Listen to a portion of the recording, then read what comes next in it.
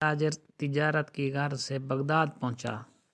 پچھلے وقتوں میں تجارت کا یہ قانون تھا کہ تاجر جس ملک میں تجارت کرنے جاتا سب سے پہلے وہاں کے بادشاہ سے ملاقات کرتا، اپنا سارا سامان تجارت دکھاتا۔ چنانچہ اس تاجر کو بھی بغداد پہنچنے کے بعد بادشاہ کے دربار میں پیش کر دیا گیا۔ پھر مال تجارت نکالا اور ایک ایک چیز کی خوبی بیان کرتے ہوئے دکھانے لگا۔ بادشاہ نے مسکراتے ہوئے کہا،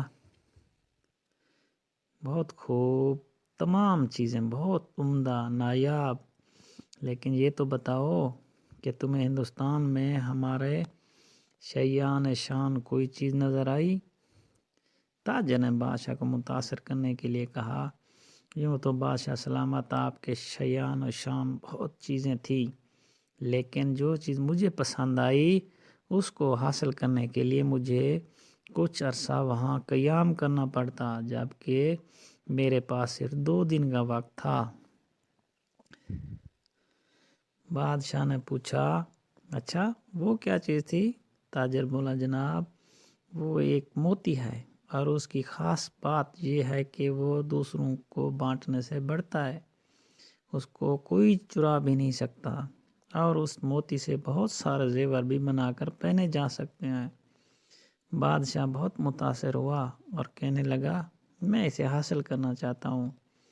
اس نے فوراً اپنے ایک خاص وزیر کو ہدایت کے ساتھ رخصت کیا کہ اب وہ موتی لے کر ہی لوٹے۔ وزیر اپنے مقصد کے لیے نکل پڑا۔ جنگلوں، سمندروں، پہاڑوں اور صحراؤں، غرض یہ کہ ہر جگہ کی خاک چھان ماری، وادی وادی گھوما، ہر شخص سے اس نادر نایاب موتی کا پوچھا، مگر سب نے یہی کہا کہ ایسا کوئی موتی نہیں ہے جو چوری نہ ہو سکے، وہ اور اس سے بہت سارے زیور بن جائیں۔ لوگ اس کی بات سن کر ہنستے، کہتے مسافر پاگل ہو گیا ہے۔ وزیر نے ہر ممکن کوشش کر لی کہ ایسا موتی مل جائے، لیکن یہ نہ ملا۔ اس نے واپسی کا ارادہ کر لیا۔ وزیر بہت تھک بھی گیا تھا۔ ایک درخت کے پاس آرام کے ارادے سے لیٹا ہی تھا کہ اسی لمحے ایک روشنی اپنی جانب بڑھتی ہوئی نظر آئی۔ پہلے تو وزیر ڈر گیا، مگر پھر ایک آواز نے اس کو حوصلہ دیا، بتا میں یہ تیری کیا مدد کروں؟ وزیر نے اپنی داستان کہہ سنائی کہ اسے جس موتی کی تلاش تھی وہ کہیں نہیں ملا، اور وہ وزیر کی بات سن کر بے ساختہ ہنسنے لگی۔ پھر بولی، افسوس کہ تو نے عقل سے کام نہ لیا۔ وزیر بولا، اچھا اچھی پری، میں تمہارا مطلب نہیں سمجھا۔ وہ بولی، بھلے آدمی، وہ موتی دراصل علم کا موتی ہے، لیکن تو اس کی ظاہری شکل کو تلاش کرتا رہا۔ علم تو ایک ایسی شے ہے جسے ہزاروں نام دیے جا سکتے ہیں، کہیں اسے پھلدار درخت کہتے ہیں تو کبھی سورج سے تشبیہ دیتے ہیں، اور اسے سمندر بھی کہا جاتا ہے، لیکن اسے کوئی نہیں چرا سکتا۔ لیکن اسے زیور بنانے والی صفت؟ وزیر نے حیرت سے پوچھا۔ پری نے مسکراتے ہوئے کہا، علم کی بہت ساری صفات ہیں، تم اس موتی کی صورت کو کیوں تلاش کرتے ہو؟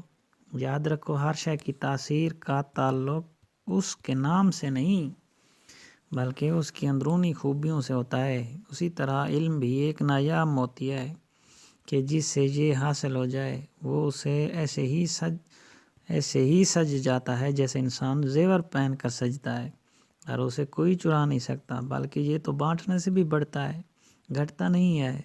وزیر بڑے غور سے پری کی بات سن رہا تھا۔ بالآخر اس بات کا قائل ہو گیا کہ واقعی علم ایک ایسا موتی ہے کہ جس کے پاس ہو وہ دراصل دنیا کے سب سے قیمتی زیور کا مالک بن جاتا ہے۔ وزیر نے پری کا شکریہ ادا کیا، جس کے بعد اچھی پری وہاں سے غائب ہو گئی۔ اب وزیر بہت خوش تھا اور اپنی کامیابی کے گیت گاتا ہوا اپنے ملک روانہ ہو گیا۔ وہاں پہنچ کر اس نے بادشاہ کو علم کی موتی کے بارے میں بتایا، سمجھایا، تو بادشاہ بھی پری کی بات کا قائل ہو گیا کہ صرف علم ہی وہ موتی ہے جسے کوئی چرا نہیں سکتا۔ پیارے ساتھیو، علم ایک ایسا موتی ہے جس کی چمک دھمک زمین سے آسمان، فرش سے عرش تک، اور علم کے اس موتی کی روشنی میں ہی انسان اس کائنات خالق مالک تک رسائی حاصل کر سکتا ہے۔